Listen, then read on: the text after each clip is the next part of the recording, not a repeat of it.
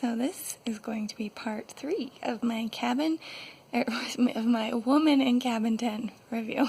There we go. Got it a little backwards for a second there. Okay, anyways, so part 3 was an interesting part. We started getting some of the more mystery elements to the story. It feels like we're finally developing how this can be turned into a mystery.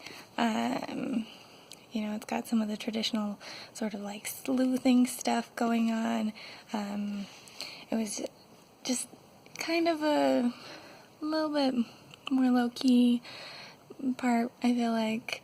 But yeah, let's get into talking about it a little bit.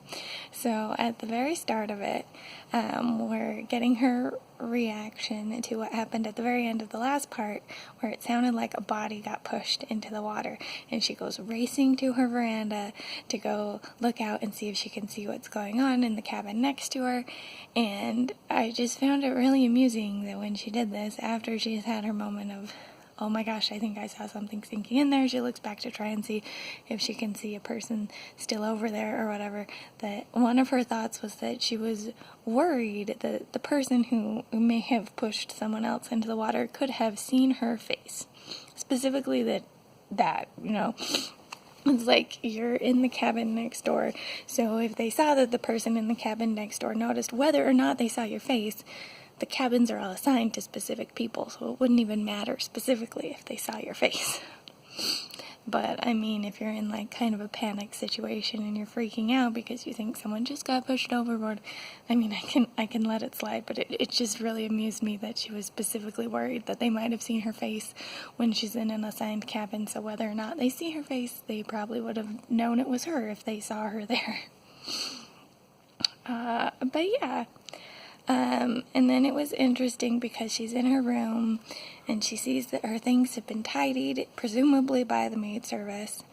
But what I'm feeling like, especially since we had that scene in the last part where the shower door slammed shut on her, that I'm thinking that there's someone who's sneaking into her room for some nefarious purpose, probably to do some sort of like gaslighting on her, where they're trying to make her think that she's like going crazy, basically.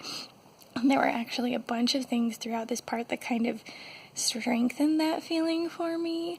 So that's my running theory right now. Why they're gaslighting her and wanting her to think that she's crazy, I don't know.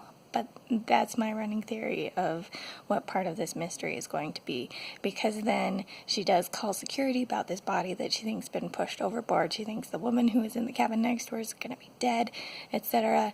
And then the room, when they go look at it, is completely empty. And there was no one assigned to be in it because the person who was supposed to be in that room canceled on the trip or whatever. And even then it was a man. So the security guy's like, okay, so no one was assigned to be in this room, and he's kind of thinking that she's maybe just been drunk and imagining things, but is still kind enough to let her go, like, throughout the crew, try to identify the girl that she saw in cabin 10, which is a completely null thing, but yeah, so the fact that that cabin next to her was completely empty, as if no one had ever been in there, but she knows she saw someone in there. We get multiple references to the mascara that she got from that girl, which then eventually ends up getting stolen, which was really interesting that mascara is turning out to be such a big factor. She's now had mascara stolen from her twice. What in the world? But yeah, so it feels like someone's like trying to gaslight her and be like, you're going crazy, you never saw this woman. And I don't know why they'd be doing that, but that's a very strong impression that I'm getting from all this. But yeah, so she meets like all the crew to try and see if any of them could be that girl. She doesn't think it is, but she's kind of humoring the security guard to be like, okay, this is the route you see as a way to like identify that I'm not just a drunken crazy person, so we'll go through this and see. And they go through all of that, and she comes back from that, and her room has been cleaned again, and that's when she realizes that the mascara is missing, which brought me to an earlier point when earlier her room had been cleaned. she had been like, oh, it was probably the maid service. But in this second time, when she's like, oh, I didn't put up the do not disturb sign so that they didn't clean my room, I was like, usually, if you're in your room, which it would have been the original time for the cleaning, they'll like knock on the door, they'll ask if you want the room cleaned. It doesn't matter if the do not disturb sign is up or not. They'll at least check if the person's in there, and if the person's in there, they'll say, hey, do you want us to clean or do you want us to come back later, kind of a thing. And that did not happen. So again, it's kind of just all these little notes that are like, it feels like someone's trying to trick her. and so... yeah, I did find it interesting when she's going through all the crew. They go into the kitchen staff, because obviously that's some of the staff you need to look through to see if that girl is there.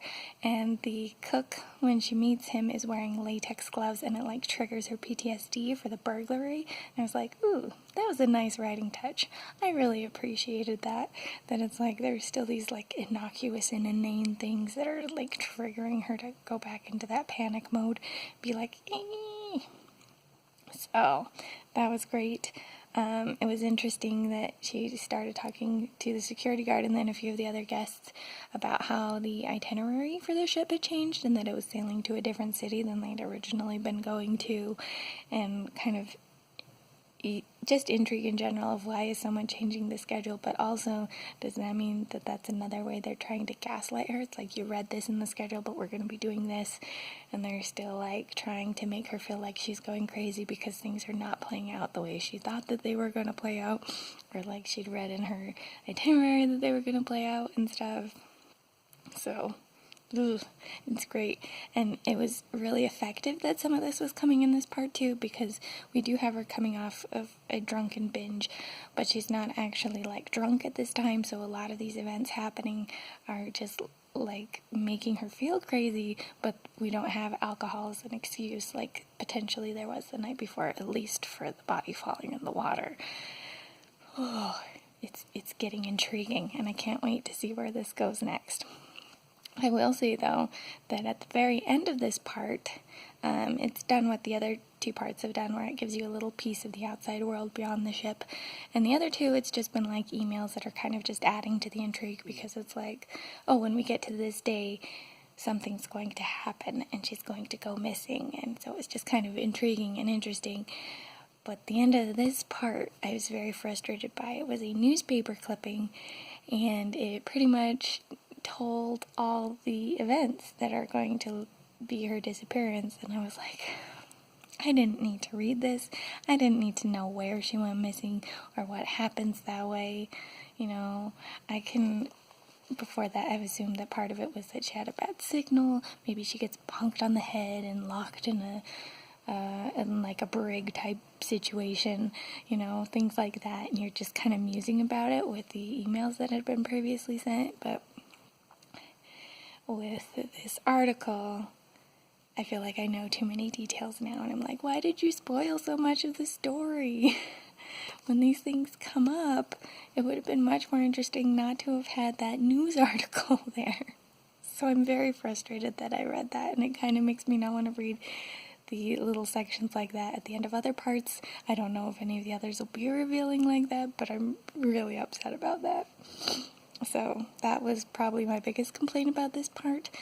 But yeah, overall I did enjoy it, and I like the sleuthy stuff that was going on. It was fun, and I want more sleuthy stuff because I love mysteries. So I'm looking forward to reading on and getting past the reveal that was in that stupid newspaper clipping, so that the story will be new and not feel like I've had everything given away to me again. But anyways, that's all I had to say about this part. If you happen to have read through this part too and want to give some of your thoughts and opinions, did you hate that news article too, for example? Let me know. I'd be happy to talk to people about it, and I think that's all I've got for now. So this is Yuma Harper signing out.